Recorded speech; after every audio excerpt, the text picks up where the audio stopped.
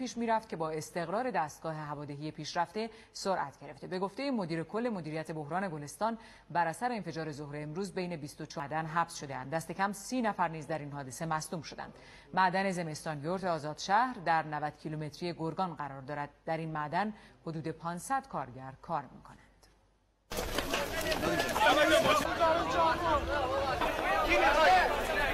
نفر رو کلم بود آوردن دیگه نمیشه بری، باید اکسیژن بیاد. اکسیژن نباشه نمیتونه بری آقا. درمان‌های سرپایی انجام دادیم. هنوز منتظر هستیم که مسئولین از داخل تونل خارج بشن و اقدامات درمانی براشون انجام بدیم. تمام سطوح بیمارستان‌ها، هلال احمر، فوریت‌ها، پایگاه‌های ما با کمک نیروهای امدادی به مراکز درمانی در شهرستان‌های مختلفی مینودشت و گنبد کاووس و آزادشهر. همچنین متان بود با آن خاصیت انفجاری که این گاز داره و ورود به این معدن با یه سری تعمیدات خاصی باید انجام میشد که هم نیروها و عوامل امدادی و همین که برای کسانی هم که داخل هستن اتفاقی نیفته.